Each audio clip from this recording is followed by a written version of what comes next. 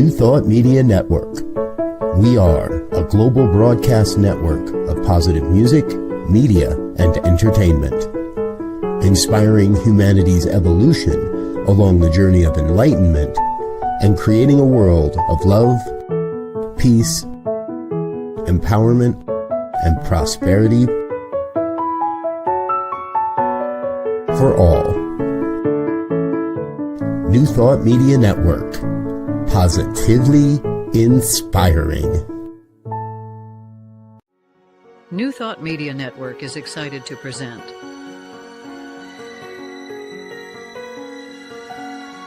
Divine Science Everywhere, Fridays at 2 p.m. Mountain Time and 4 p.m. Eastern. Come explore a modern experience of divine science with Reverend Joy Fletcher, Reverend Jeff Radcliffe, and Bishop Durrell Watkins. Join us as we open our eyes to divine science everywhere we look. Fridays on New Thought Media Network. Hello, happy Friday. Welcome to Divine Science Everywhere. I'm Reverend Joy Fletcher, and I'm so happy that you're here joining us today. And with me is... Me, Reverend Jeff from Giotti Ministries. And I am Durrell Watkins. I'm the senior minister of the Sunshine Cathedral. That's sunshinecathedral.org. I'm the president of Divine Science Federation. That's divinesciencefederation.org. I am an auxiliary bishop of the Global Justice Institute. I'm the dean of the Samaritan Institute, a religious education and divine science ministerial training ministry. I also want you to know that DSFI and DSMA, that is the Federation and the Ministers Association, are having a retreat on the sea in November. Inside cabins start at just $300 for this cruise. It's a 5-day cruise in the Bahamas in November. Great.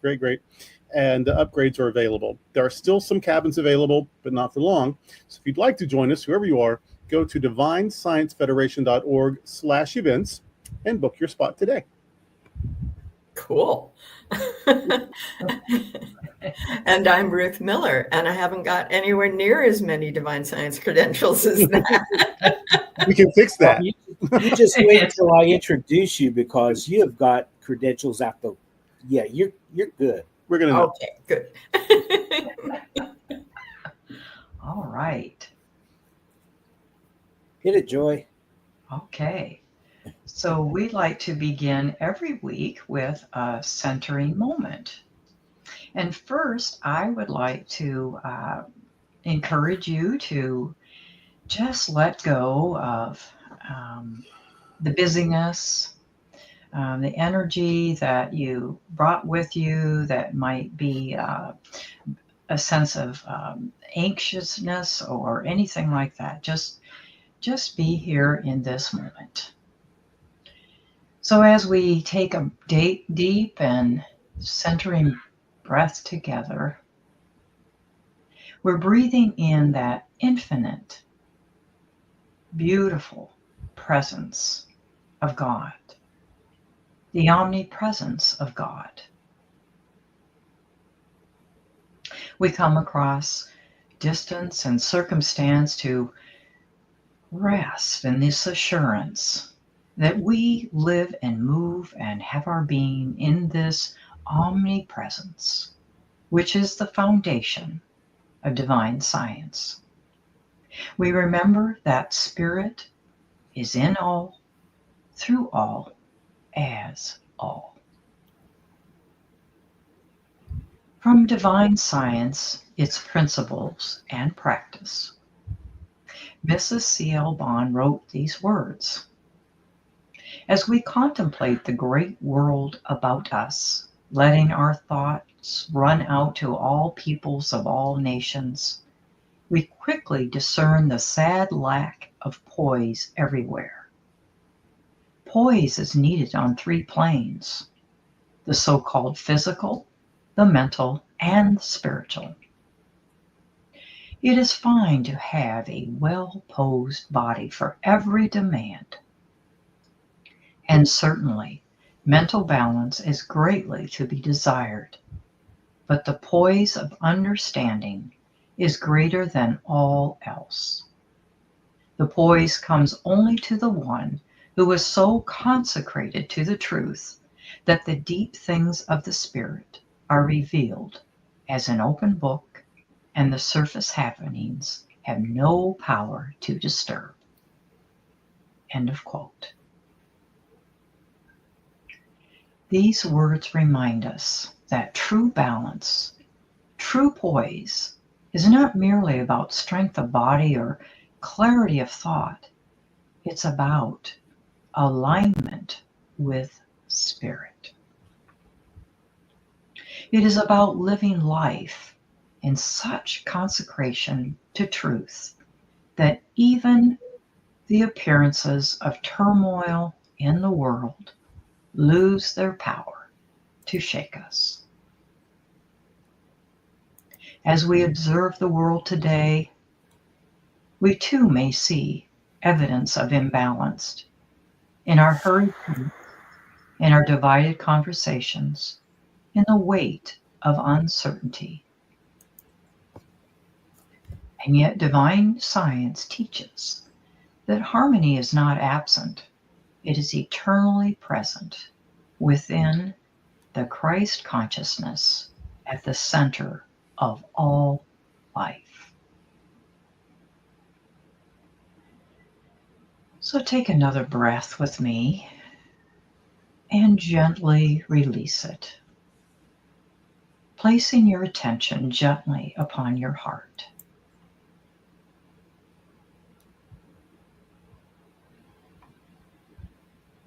Now imagine these 3 levels of poise.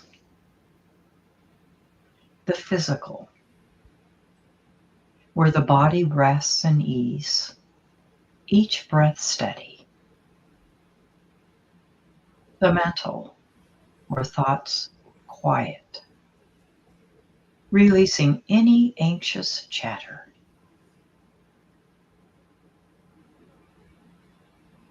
And the spiritual, where deep understanding anchors us in truth, unshaken by appearances. Let us rest in this silence, this awareness for just a few moments.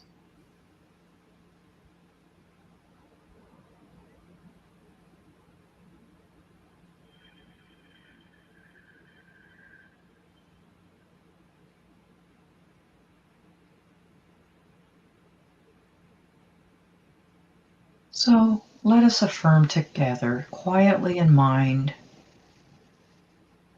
silently to yourself, I am centered in divine poise. I live in balance of body, mind, and spirit.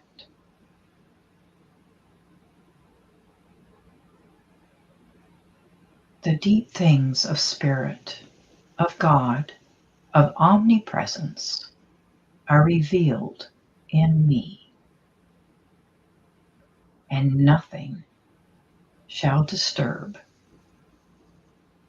the calm peace of my soul. Nothing can disturb the poise that resides deep within me. Nothing. I am that I am poised. I live from this space of poise.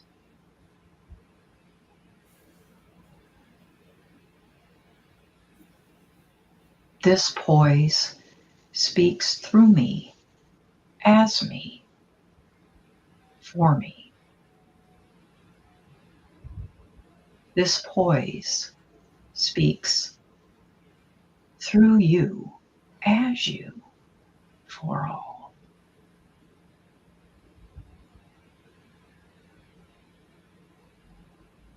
And as we carry forth this poise, we truly do make a difference in this world.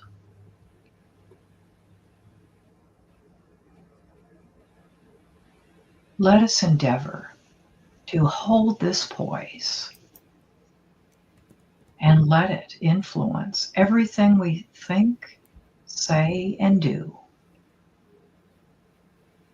And seeing through this lens of poise, we see the beauty not only within ourselves, but each other, regardless of what it seems to be.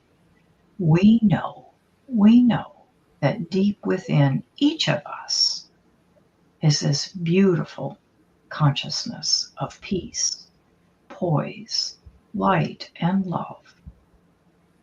And so it is, and always shall be.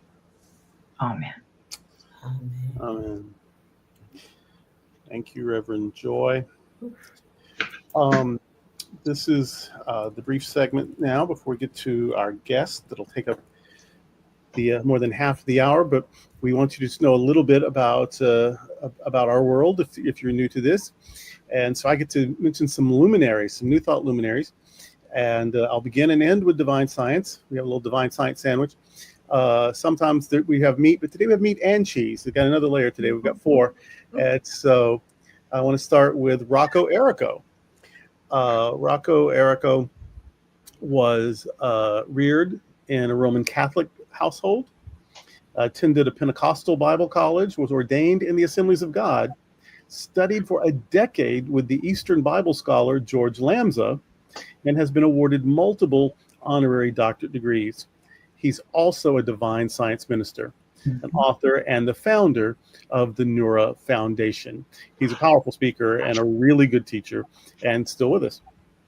So that's Rocco Errico, one of the divine science greats, actually.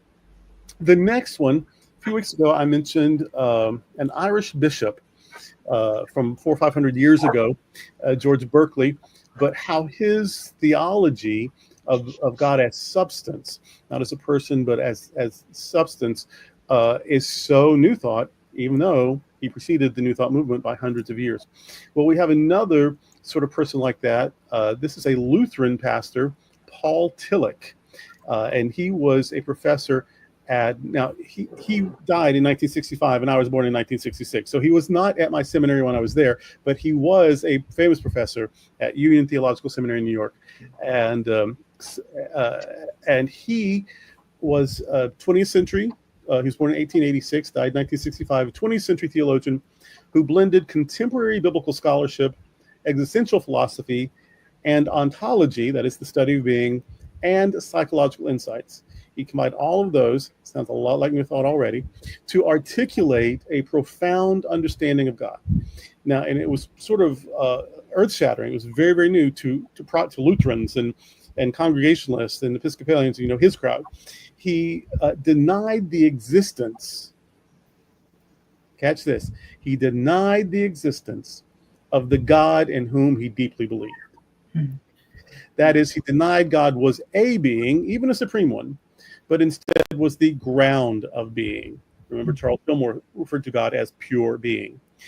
God does not exist, Tillich insisted. Rather, God is existence. For God to exist, God would have to be something. Something has a shelf life. Something has a beginning and an end. God can't be a thing that exists, but God is existence, the existence that things experience. God is the power to be. So all of these things that sound contrary to that from the Christian tradition, Tillich said was symbolic. Theological language is by necessity symbolic, and if you take it literally, you never get very far. So if New Thought was looking for a just Protestant theologian, I think he'd be the one. Next on our list is Louise Hay. She only died in 2017. She was almost 91. Louise had a difficult start to life. She was an abused child. She dropped out of high school. She became a model and married a successful businessman. But 14 years later, they divorced. It wasn't until she was in her 40s that she discovered New Thought. and studied to become first a spiritual practitioner and then a minister. She survived cancer and became a writer, painter, motivational speaker, and publisher. Love, forgiveness, and affirmations were her trademark tools for healing and transformation. Her career as a spiritual leader lasted almost 50 years, wherein she gave people hope and courage to face the difficulties in life. At the outbreak of the AIDS crisis, she started the Hayride, a popular support group for people diagnosed with a disease that at that time had no treatment. My husband discovered the Hayride in the 80s in San Diego and credits it for him still being around to be my husband today. After a long and fascinating life, Louise made her transition about 2 months before her 91st birthday. Her ordination was religious science, but you really couldn't put her in a box. She kept going beyond and beyond and beyond. And as we learned a few weeks ago, the religious science founder, Ernest Holmes, was first a divine science minister. And then finally, Erwin Gregg. Erwin Gregg was handpicked by Nona Brooks, sort of the secondary founder of divine science, handpicked by Nona to take the helm of the Colorado Divine Science College. He was one of the divine science leaders who formed the Divine Science Federation in 1957. Who would have thunk I'd ever one day get to be the president of that organization, founded by people including Erwin Gregg. For many years, he was considered by some to be the primary leader, the de facto leader of the divine science movement. He retired in 1974 and was the author of The Divine Science Way. Fabulous little book, easy to read, must be on every divine scientist bookshelf. Well, that's our divine science new thought sandwich. There it is. Jeff is holding it up. And so now we'll take a little break and come back to our fascinating guest.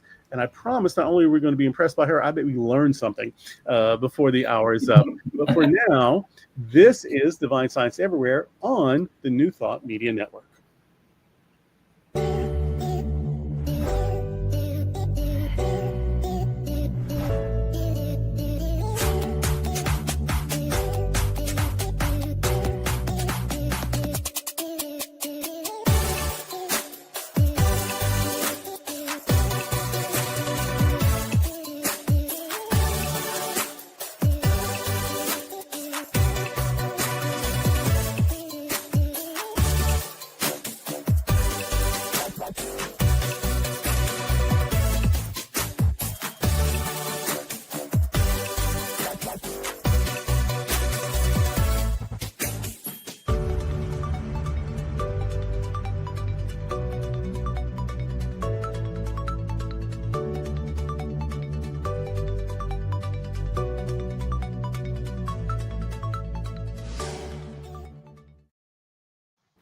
Welcome back to Divine Science Everywhere. I'm Reverend Jeff, and I am thrilled to be allowed to introduce our guests each week, and especially today because Reverend Dr. Ruth L. Miller and I have been friends for several years, and I'm looking forward to spending a lot more quality time with her.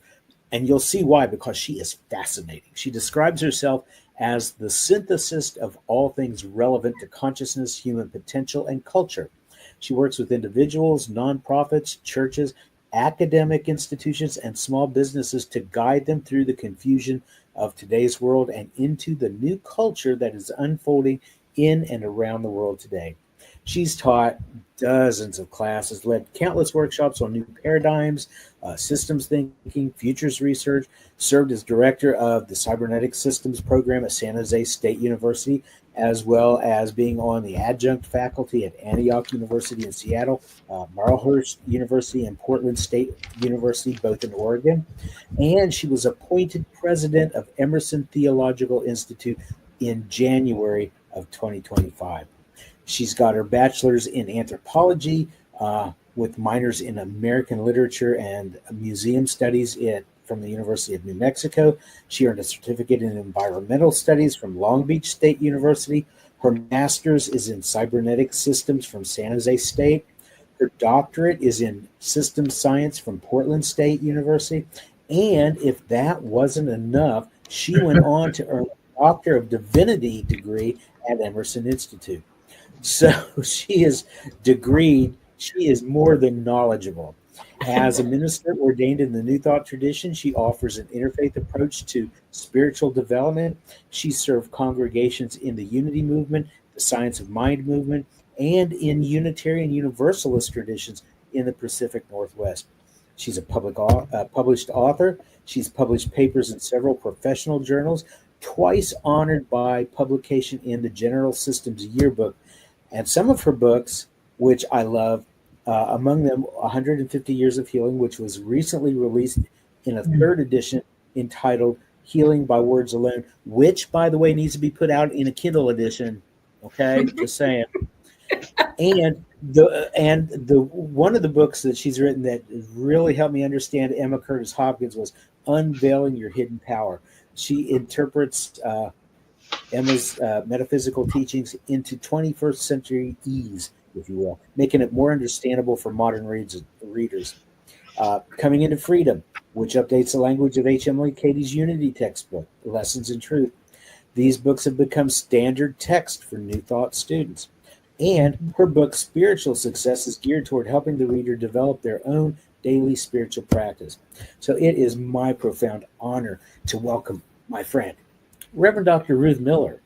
And it seems to me that after having gone through that laundry list of your accomplishments, the first question that comes to my mind is, how in the world did you find New Thought while you were doing all this other stuff?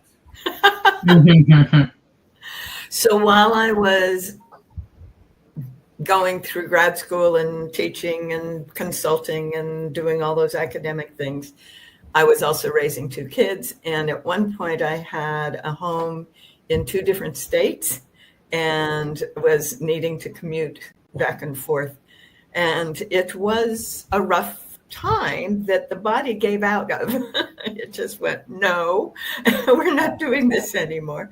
And there was more into that. One of the things I'm aware of is that many women, as we come into our late 30s, sort of fall apart.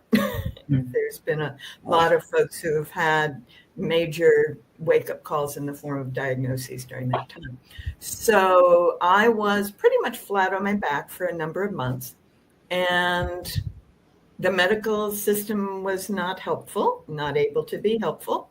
And so I had been aware, because I'd been studying consciousness in and around and between everything else, I was aware that there were people who had become healed without the medical help. And this was prior to Louise Hay's fame, but I became aware of her during that time. I was involved in the early stages getting the Course in Miracles out, so I was familiar with that material. My grandmother had been in India, and as her youngest daughter put it, came back more Hindu than Christian, and had seen healings while she was there. And I had read books about people who had come back. So I knew it was possible, I just didn't know how. And the how was, first of all, go into the silence and discover the guidance there. And following that guidance, I would end up sometimes in the lobbies of New Thought churches. Not on a Sunday morning, but on a Wednesday afternoon or a Friday evening or something. And there on some table or some rack would be exactly the next thing I needed to see. Funny thing how that works. And one of those was Emmett Fox's Golden Key. One of those was a couple of Unity tracks around healing. One of them was the Science of Mind overview. And so I brought those home, and I picked up the Louise Hay work, and I figured out a process that ended up clearing away all the emotional blocks in my thinking and the old belief systems that led to the symptoms. And then that allowed me to replace them with new ideas, which is what New Thought is, isn't it? Awesome. Now, I did not neglect this on purpose. It was by design. But I also want to call attention to the fact that you have your own show on New Thought Media Network called New Thought's Roots and Branches.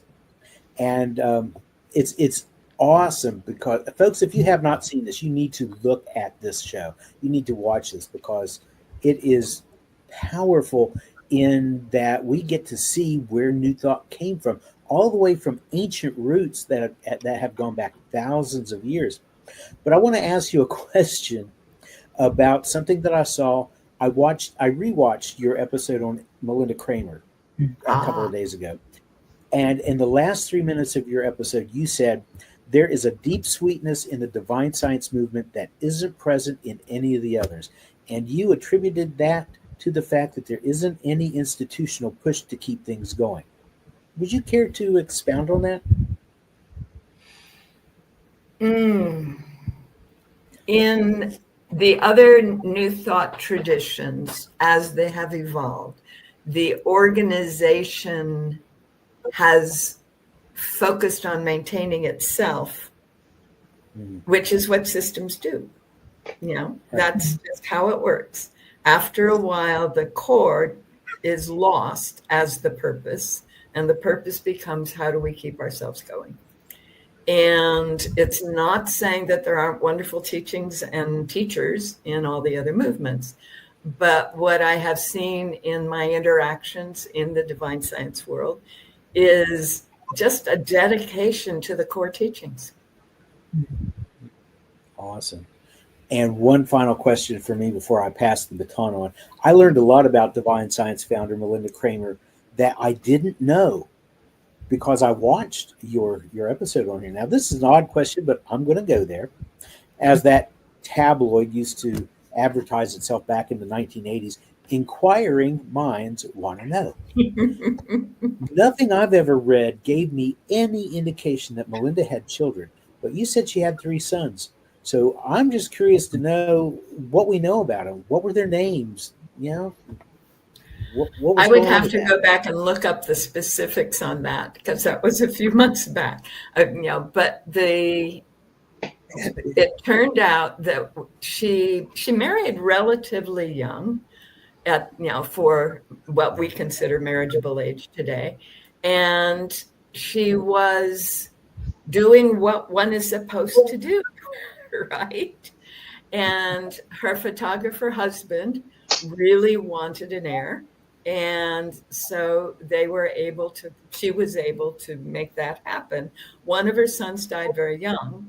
And so we only know 2 of them who grew up. And one of them did become the heir to the photography business. I'll have to go back to my notes to give you the exact dates and names and things like that. I'll look forward to that. Well, I have another Melinda question. There's a bit of a controversy.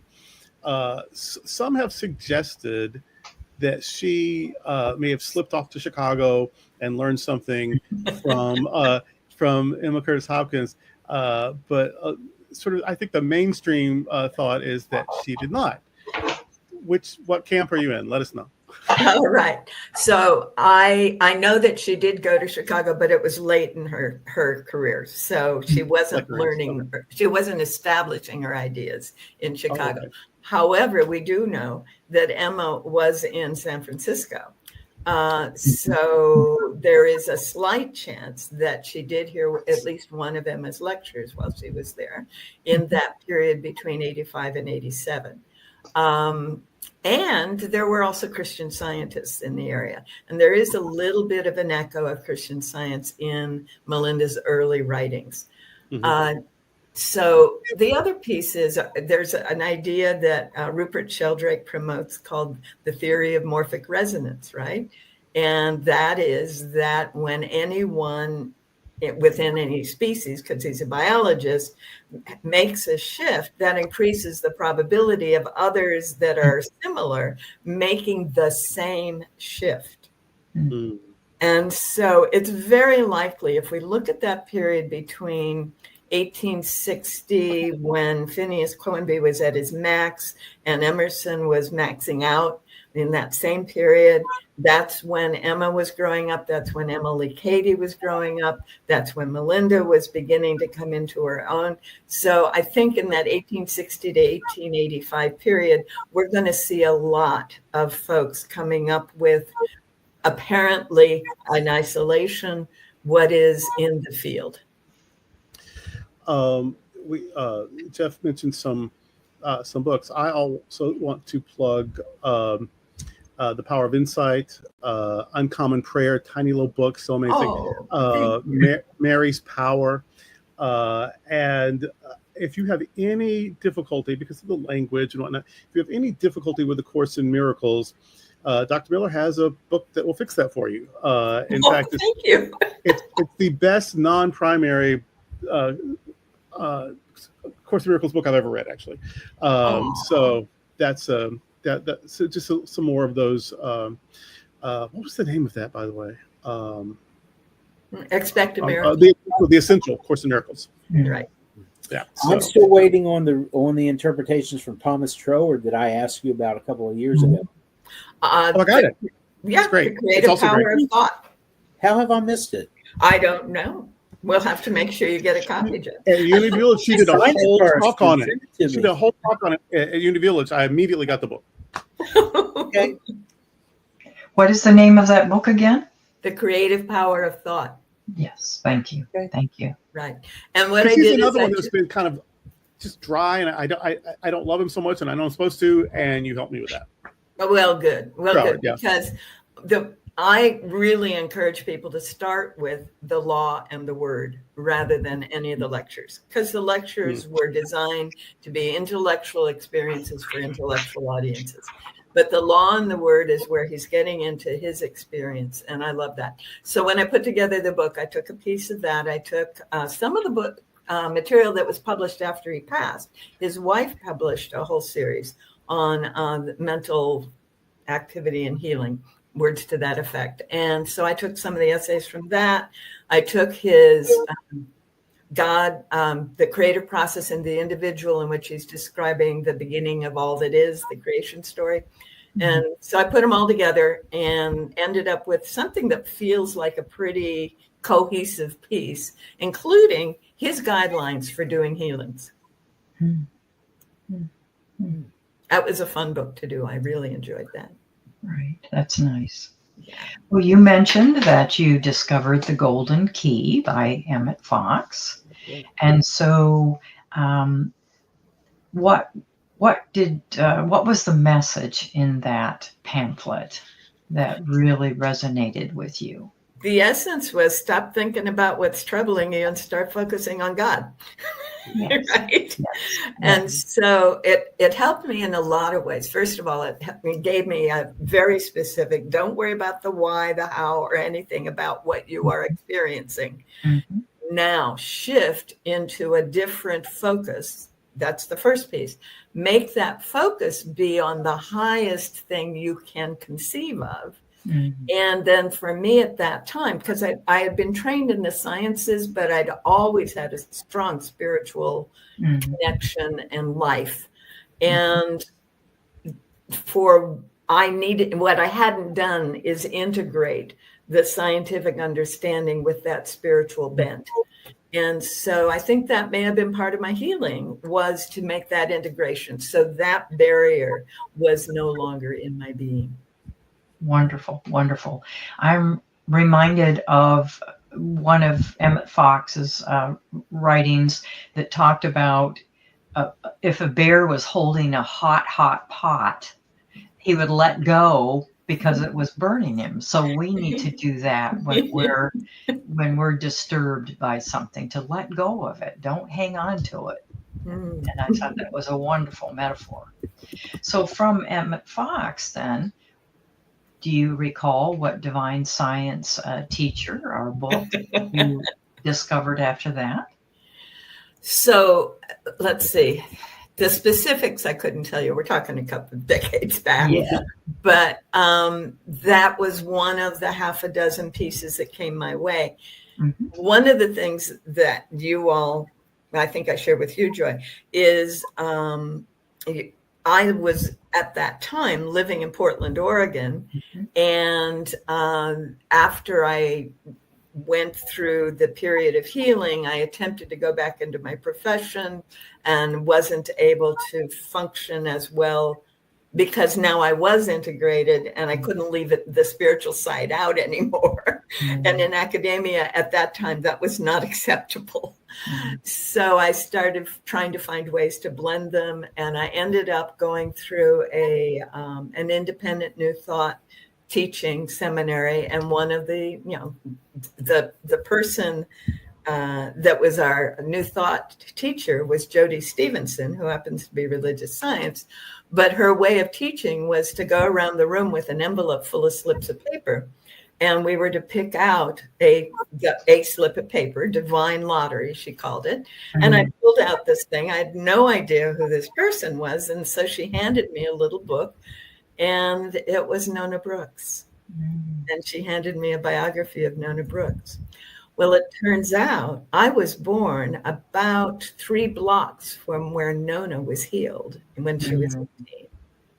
And I was named in an unusual church in Denver that happened to be the Divine Science Church. And at the time I was going through my healing, I was about 10 blocks from the Divine Science Center in Portland. Interesting. So I found Nona Brooks' life to be very interesting to me. And the fact that she often went to the camps that are up in Minnesota during the Depression years. My grandmother was running a settlement house in Minnesota. And during the summer, they would go to some of those camps. So as I began to become more and more familiar with the people, I started remembering the authors on the bookshelves in my grandmother's bookshelf. And I never saw Brooks, but I saw a number of other of those folks who were at those camps. So I wouldn't be too surprised if my grandmother and Nona Brooks hadn't overlapped. Wow. Nice. Wonderful. Amazing. That's great. I know that we're divine science. We're divine science everywhere. And we don't always have a complete across the board knows everything about everything New Thought historian with us. So I hate to limit us to just divine science because we don't have this. What can you tell us? Because we're still around divine science. We're not the big organizations, but we're still around. And Yes, you are. We're all volunteers. I'm a volunteer. We're all volunteers. We don't have a paid executive or whatever. We have like a 15-hour a week office person, and that's it. Everybody else is volunteer, and we seem to do pretty well. And then a lot of people co-affiliate with us. They found New Thought in another way, but they also like us too, and so they come and we don't care. We just are the most hippiest, loosey-goosey, Montessori. That's our place in New Thought, and we love it. We're not ashamed. We're proud. But Me too. Right. And then, of course, religious science were sort of 2 amazing things. And then there was another one, the Global Religious Science Ministries, and Anton. And then Anton sort of became huge. And then the other 2 came together, now CSLC. And then Unity has just been, the grand dame of the Midwest forever or whatever. But in all of that, there was the Church of Truth, which is fascinating, and the Homes of Truth. And, they're, I guess, still around, but not. Their story is not as known. And so can you talk about our cousins, the Homes and Church of Truth? Sure. I'm happy to do that. So in San Francisco, after Melinda passed, so she passed in 1906, shortly after the earthquake, there was a big gap. And one of the people who saw that gap was a woman named Annie Ricks. And Annie Ricks got together with her good friend who owned a bookstore in the, not the Nob Hill area, the North Beach area of San Francisco. And they decided to start offering the kinds of books and teachings that Melinda had been offering, and others as well. And so when Emma Curtis Hopkins came back to town in that period, she connected with them and saw what a marvelous teacher Annie was, and hired Annie to come back to Chicago and help to run the seminary there. So she was in the faculty. She was initially a student, and then she was on the faculty, and then one of the administrators of Emma's seminary. And she got her sister mixed into that. Annie and Harriet were sisters together, and both did the work. And then Emma shut down the seminary went off to be a mystic, and Annie went back to San Francisco and then went across the bay to Alameda. And I've actually hung out in the Home of Truth in Alameda. My daughter was living nearby for a while, so I'd go over there. I've done a couple of talks over there. And she created the Home of Truth as, an independent, very, as you say, not quite isolated, but disconnected from the rest of everybody else. And then Harriet went down to Southern California and created a couple of things, including what became the Sanctuary of Truth in Pasadena. Oh. At one point, there were about 20 of these various organizations around. But again, they never created a structure, and they never tried to tie them all together. They were simply people who had committed to teaching these fundamentals. Emma Curtis Hopkins was a huge part of their work, but they picked up on Melinda and on Nona and on Fanny Brooks' works. They liked Fanny. And I love Fanny. Yeah, she's amazing. And so they tried to integrate a little bit, but they were also very definitely not the religious science people. Mm-hmm. They were not teaching a 5-step treatment program that science of mind students tended to pick up on. They were encouraging people to spend as much time as possible in the space of the highest truth possible, the capital T truth. Mm-hmm. I hope that oh, that's amazing. That's most I've ever heard about it. About the Home of Truth. Grier, the Church of Truth. Albert. Yeah, Albert Grier.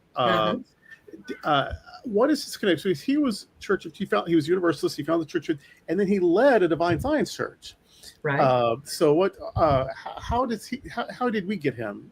But not keep him whatever. Like he's in, he's out. What's his story? Yeah. So I don't know the specifics because I haven't really put together a program on him. But I do know how that can happen because I work with Unitarian Universalists. And in the town where I am working most with them, there is no New Thought Church. There's no Divine Science Unity, CSL, nothing. So all the folks who are inclined to a Unitarian theology, one, and a Universalist understanding, we're all part of it and nobody goes to hell. That's the essence of it.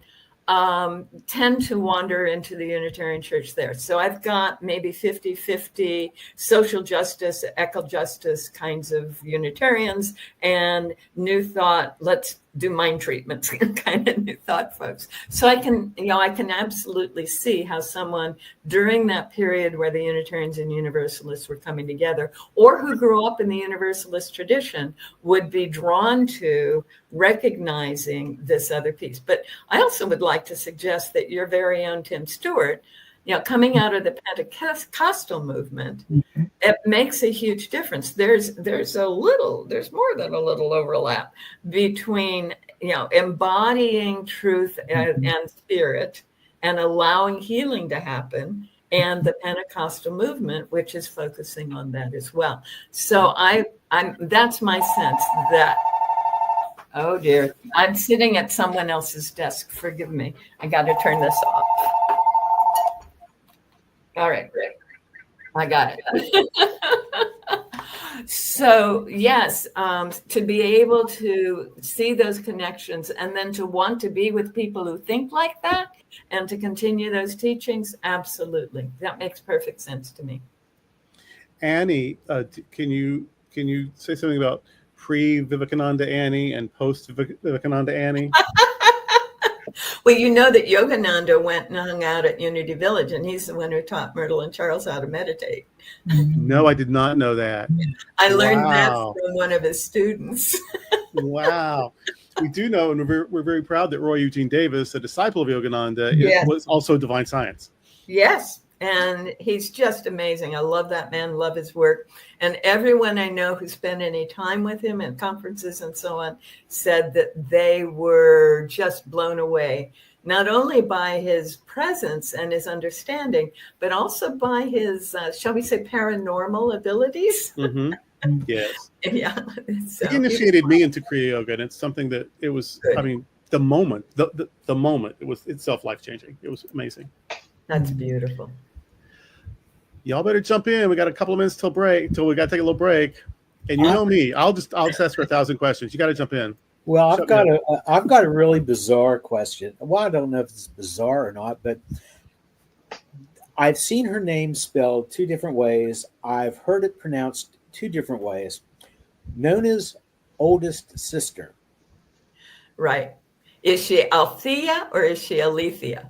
Exactly. And exactly. Because I can see if you spell her name Aleethie or A. Yeah, right. Whatever.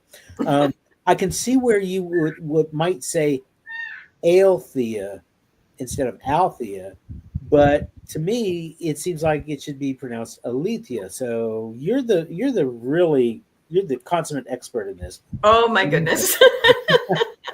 You're a historian. You should know, right? Mm-hmm. Mm-hmm. So my understanding is it was actually pronounced Alethea. Alethea. Okay. Yeah. All right. Nice. And so that is with that extra E in it is also the correct Alethea. spelling. Alethea. That blew me away. I wasn't expecting that. We need to spread the word. Right? That's why this program is so important. You wouldn't have heard that anywhere else. You would have learned that anywhere else. The others wrote. Like I always think of Fanny as sort of the systematic theologian of divine science, and known as sort of the administrator and the visionary, and Alethea as who's that? So, but she's actually the one who had the connection to the Fillmores. Yeah. Yeah. Oh. Well, they all did. Okay, but hers was very direct. Yeah. So when Charles and Myrtle were married, they thought they were going to his business in the Leadville area of Colorado, where he had a business going, but the town had gone bust while he was off marrying Myrtle. So they went straight to Pueblo, and he was able to wangle his way, I won't go into the details, to be able to start his new business there and support his wife. And he partnered with a man named Charles Small. And that partner married Alethea Brooks. And they had children. And then when Charles and Myrtle went on, they went on to Kansas City. And none of the official historical records talk about this. But when they were finally established and had the resources, the whole Unity community would go up to the hills in Colorado for a summer retreat every year, and the Smalls would join them. So that was part of what continued over the years. My sense is that the sisters chose Nona to be the official head because she was the one with the degree. She was the one who'd gone to school and got the degree, and she didn't have a bachelor's, but at that time that was, just to have any degree at all was huge. Yeah. And so that's why they chose her to be the official director leader. But also she was the most visibly powerful healer of the bunch. And, that made a huge difference, that people would want to learn more from her. And from what my understanding is that the Fillmores and the Brooks sisters maintained a relationship, and they would pulpit exchange and they would overlap. Even though they had different movements or ideas, there still was a decent collaboration and overlap. I think there was, and I think that's part of the reason that when Emmett Fox wasn't able to be ordained by his beloved Charles Fillmore, that Nona could step in and be the other person. Now, she was a guest lecturer or a guest speaker at the church he was taking over. But still, I think that is part of why it was a comfortable shift for all of them. Yes. And I like the idea that there was collaboration, not competition, from what I understand. Well, No, Annie there Ricks would- Millet's also. Annie Ricks Millet's also taught. Annie Ricks Millet's also taught at Unityville. I mean, they were. It seems like the early Fillmores were very collaborative and welcoming. Yeah, absolutely. Well, and Annie Ricks was a big part of the, Emma Hopkins movement, and the Fillmores had been brought into New Thought because of Emma Curtis Hopkins. So there was a lot of overlap in that. Well, this is fascinating. We're going to come back and get a little bit more, but right now, this is Divine Science Everywhere on the New Thought Media Network.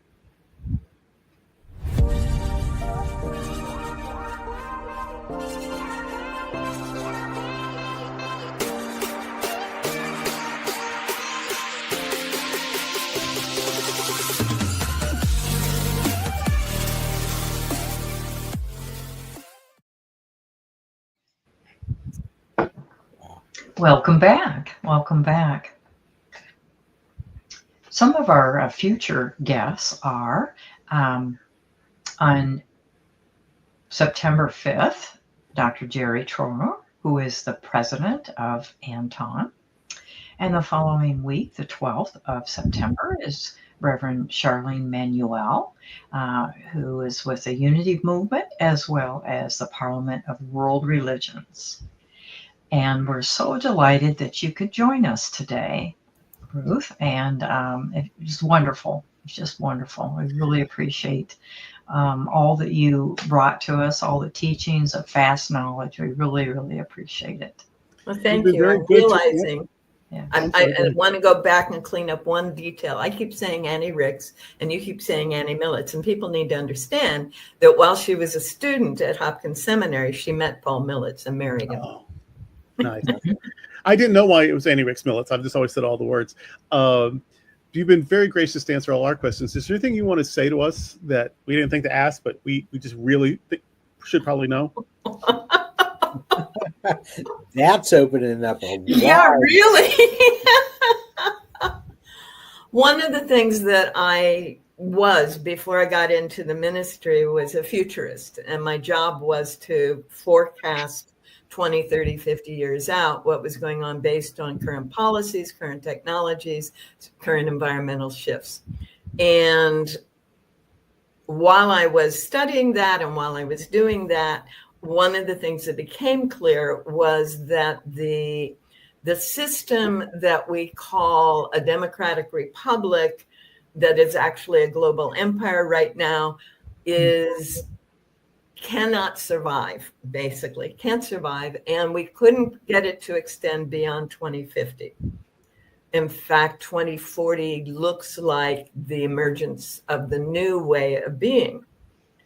And part of the reason that I remain in New Thought is I am of the conviction that the principles of New Thought, integrated with the principles of Unitarianism, their commitment to honoring every individual, to accepting each other, to a democratic process in interactions, and so on, and the web of life, the integrated web of life, all of those principles woven into ours are the basis for the culture that is emerging to replace the system that was based on empire and was dominating over the people who were living an earth-centered life. So I'm of the opinion that we need to continue to share these ideas because people are hungry for them, and they are the basis for the emerging culture. You've given a great thumbnail sketch of that. You have to come back just so we can talk about that alone, because that sounds like it's super important, and that we really need That's to an focus. hour. That's a whole hour of just that one topic. Would you? I'd be honored. Thank you. And people can find out more on my website, so you can do that too. That works. Great. Well, another hour just flew by, and we're so glad that you could join us for our 20th episode. My goodness gracious. So just remember that divine science means God in all, through all, as all. And until next time, we're Divine Science Everywhere on New Thought Media Network. See you next week. Bye. Blessings. Bye. Thank you. Thank you.